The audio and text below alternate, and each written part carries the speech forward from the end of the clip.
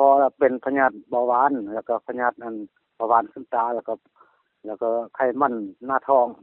เจ้าแล้วก็พยาธิบีตับกินยาตัวนี้ใช้ก็ว่าคือพอเนี่ยมันถึกแล้ว Panarin Podcast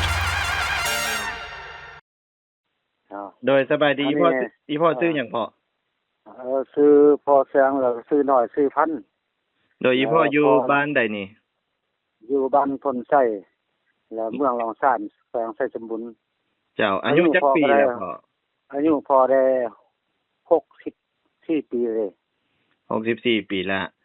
เมื่อก่อนนี้พ่อเป็นพยาธิหยังก่อนสิมากินน้ำมังคุดเฮานี่เรื่องพยาธินี่พอน่ะไปกวดอยู่ห้องหมอบันหมอกวดแบบว่าเขากวด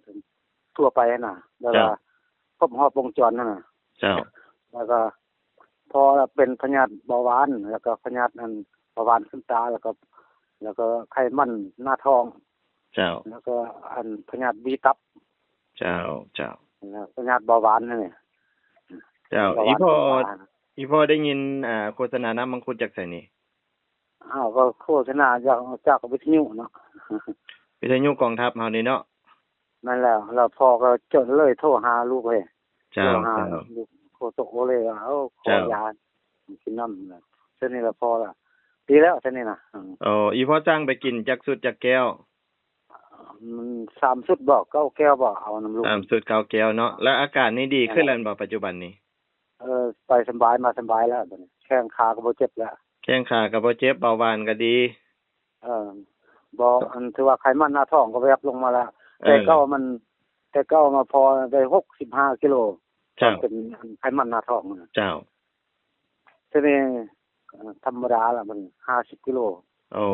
เจ้าถือว่าดีขึ้นหลายแล้วปัจจุบันเนาะนั่นล่ะไปให้ไปสวนได้แล้วซั่นนี่น่ะเจ้าฝากอีพ่อเชิญชวนท่านผู้ฟังมากินมาใส่เบิ่งคันมีปัญหาสุขภาพคืออีพ่อนี่คันว่า